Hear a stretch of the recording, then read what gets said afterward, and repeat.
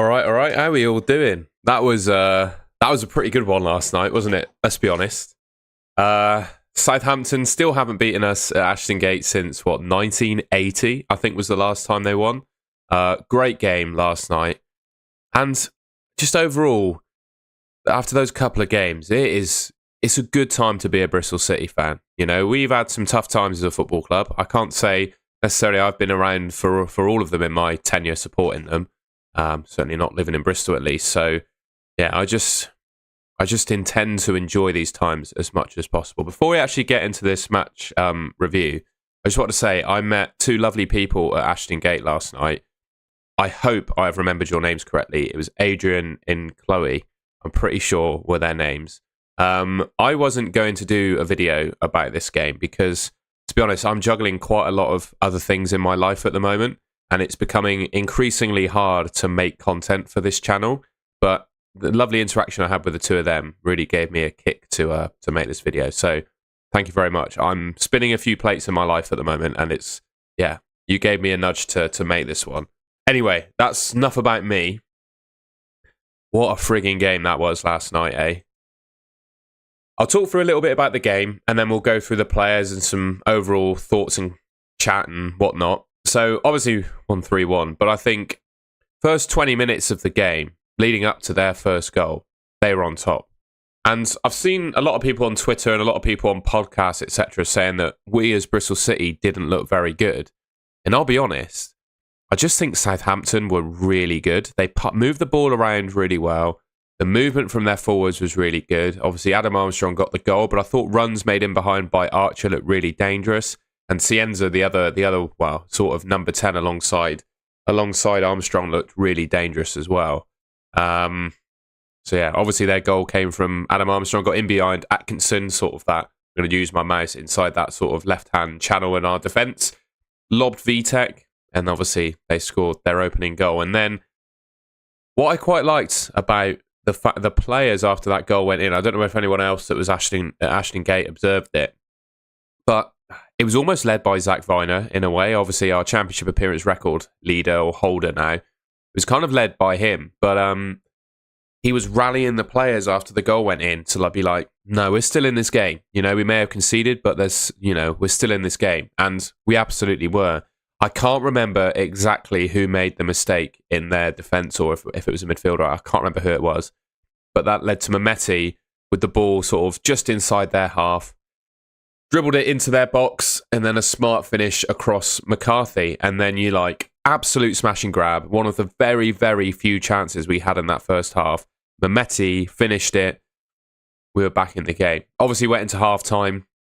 Went into half-time at 1-1, and based on how the game began, you can, well, don't know about you, but I would definitely take the 1-1 at half-time. I would also say, I was going to say something else as well. One thing I noticed during that first half, actually, and it's become a bit of a fashion in football, where an opposition player goes down, faking an injury, and that basically gives their team a timeout where they can break, have a quick drink, and talk to their manager and get a team talk. Well, Bristol City used it for the exact same reason. They gathered round Struber, and I think after that sort of first 20 minutes, that might have rallied the lads to get back into things. And yeah, we certainly did. Obviously, half-time, we won all. And I think despite not necessarily having a good share of the chances, we'll just go into the stats, we value for it. Absolutely clinical and a bit of smash and grab. And then second half begins. Southampton were quite good again to begin the second half, but yeah, obviously, Twine's first goal was the sort of, well, it was one of the worst goals I've ever seen, but at the same time, one of the best. The ball was passed around the edge of the box. Neto Borge laid it off to Zach Viner, who took a shot. It deflected off Sinclair Armstrong. I think it was actually his arm in the end. Hit the post. Alex McCarthy almost let the ball roll through his legs after it hit the post. It was all a bit mad, to be honest. I think it would have been disallowed, Danny. And then Scott Twine was there to slot it away and lob it over the keeper. So good goal. And then second goal, another mistake on the halfway line from Southampton. Again, I can't remember the exact player that made it. Twine stole the ball, ran half the length of the pitch, showed some actual real pace, did Scott Twine. He sprinted with some speed.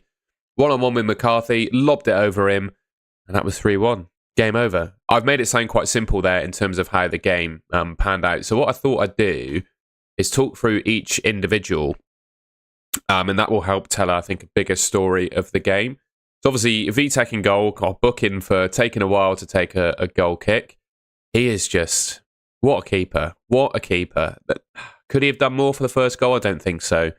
They also had another chance where they got through in behind and he saved it really well one-on-one. So I think he almost learned from going down a little bit for the Armstrong goal. He stayed up a bit taller and made a save, I think, with his chest in the end. And it might look like a simple save in the sense that, the ball just sort of hit him, but he had to make his body big enough and be in the right position for that to happen. And yeah, arguably, again, kept us in the game with a couple of decent saves. Rob Atkinson, not one of his better games, but he was still, he's still our best player for that position, right? So I'm not going to berate Rob Atkinson that much. You could probably place the blame on him a little bit for the first goal. And what I thought was really interesting was the timing of his substitution. With 4 minutes left to go in the game, we subbed off Rob Atkinson for Hayden Roberts. I don't really understand why we didn't just give Rob Atkinson the full game. Like an extra 3-4 minutes is not really going to do anything to his fatigue. And it made me worried that they'd score like a last minute thing from a set piece.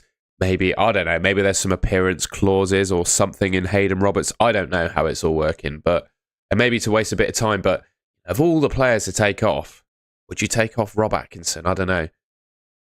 But he was very decent. Rob Dickie, solid as ever. I thought did a fairly good job in his position. He did look a bit shaky at times in the first half when Southampton just had a large share of possession in the game, but grew into things and looked good. I thought George Tanner, he only got a 7 rating here according to FOTMob, but I thought that was one of his best games in a City shirt. He was really, I think, proactive with the way that he pressed.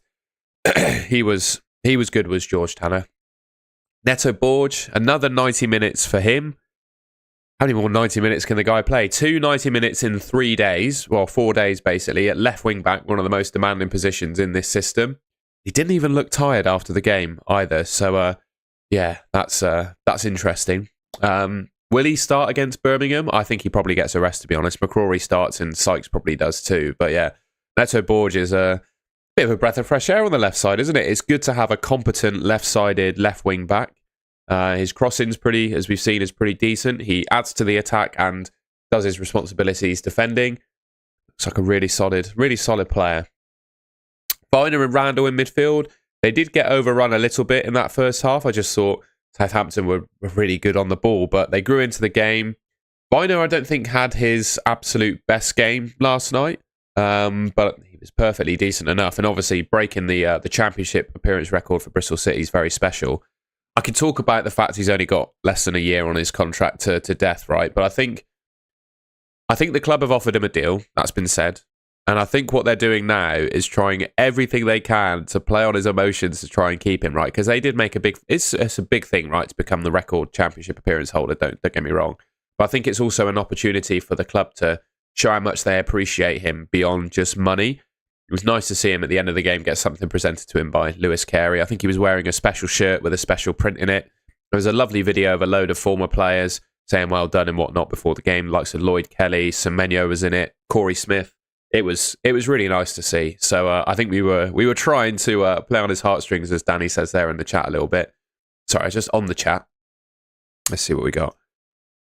Danny, it was great. Tom, great game. Absolutely. A very well-needed 3 points. Ben, thanks for coming on the channel last week, mate. I'm glad to hear that you switched your allegiance to the Mighty Robins.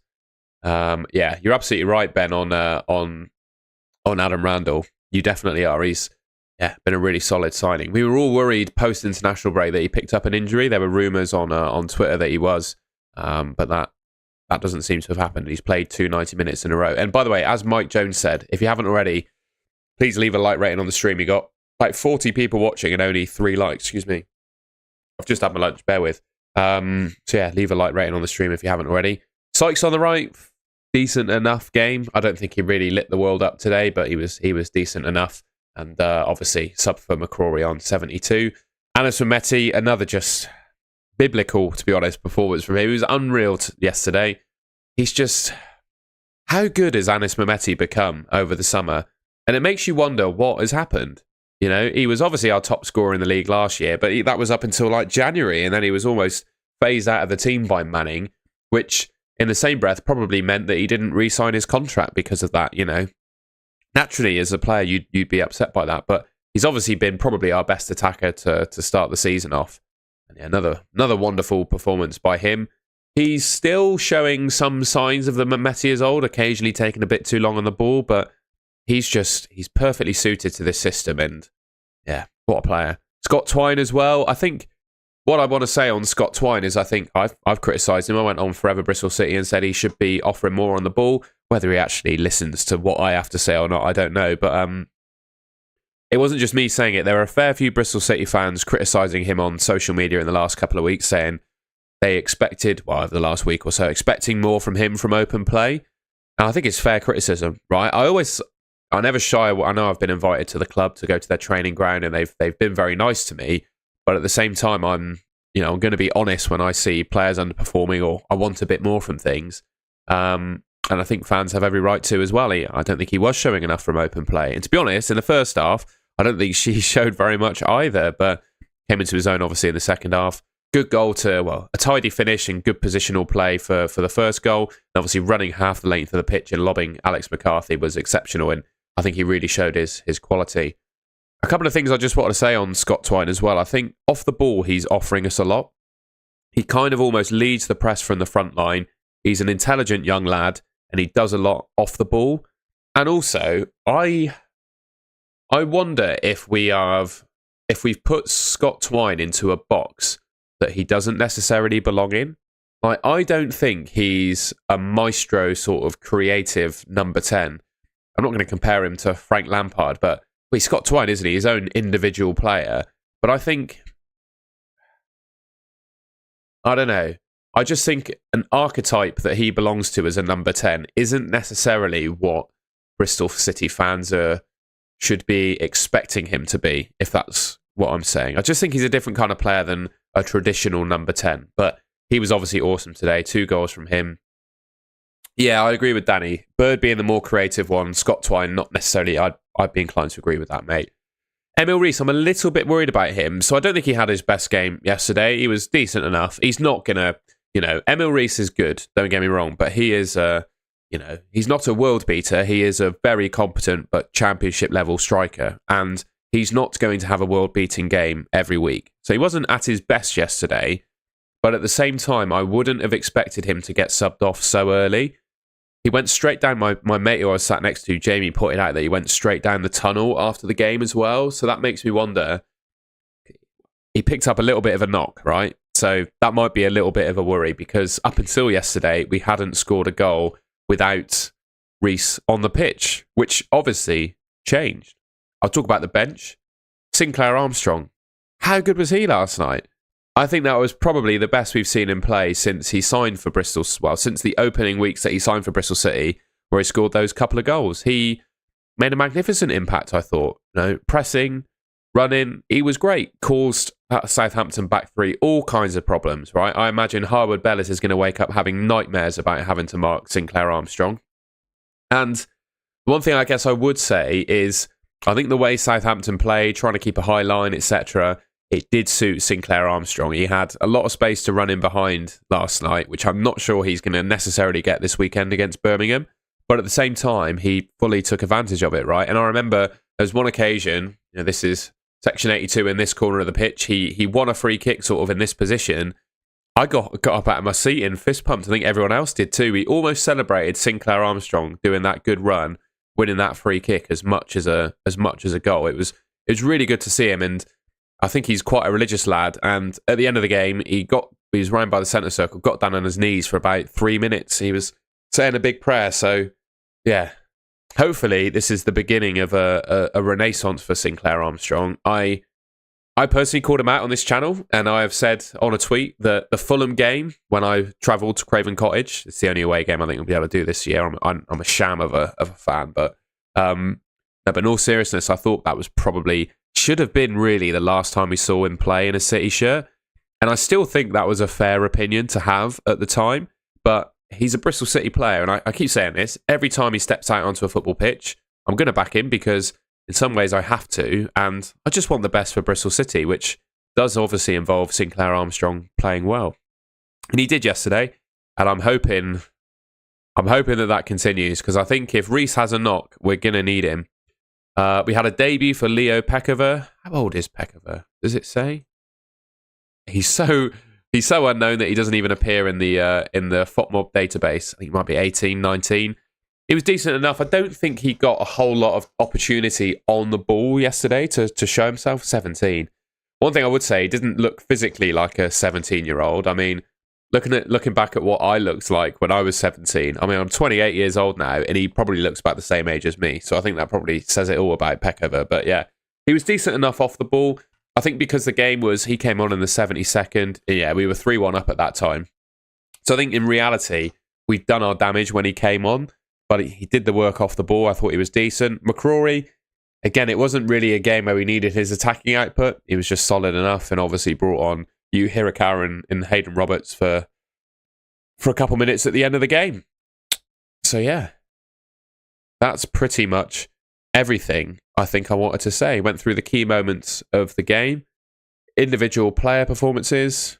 Let's have a look at the chat, see what everyone else is saying. Danny's put a few messages in. I'll just drag that across. There we go. Yeah, Atkinson, I'm sure it may have been, but I don't know. 3-4 minutes of Atkinson playing versus some set-piece security. We could have had that. Anis has been incredible. I'll tell you what, talk about incredible stamina. Neto Borges playing 2 times 90 minutes in about 4 days is really impressive. All right. Well, I think that's everything. I don't tend to ramble on for too long about this one. There are other, if you want a bit more of an in-depth review of the game or whatever, there's plenty of very, very good Bristol City podcasts. You've got one that Jack Buchanan and Dan Carter, the journo, do. I can't remember what the podcast is called. That's great. You got 3 Peeps in a podcast, Forever Bristol City and OSIB. All of those do a bit more of an in-depth review of the game. I think I'm usually more of a reactionary sort of one-man job with occasional podcast appearances. So hopefully that did the business. Unfortunately, I'm away this weekend. I'm swimming in Sheffield at the British Masters Championships, which is what got a moustache. I quite like the idea of either racing or leading into race week with a moustache. So that's what we've done. Yeah, I won't be at the Birmingham game. I won't be at Ashton Gate, and obviously, naturally, I won't be able to make a video about the game. I'm not even sure I'll be able to watch the game because I want to focus on racing this weekend. So I think it's my one game of the season that I'm not going to be able to watch straight away. So there won't be any content from me over the weekend, but we'll be back next week for whatever game week our next game is. Game week 12, would it be? 13? Yeah, we played 11, so it'll be game week 13 when I'm back. By the way, league table at the moment. 4th place and value for it. Who else we got around us? So West Brom 2 points behind, 1 game in hand.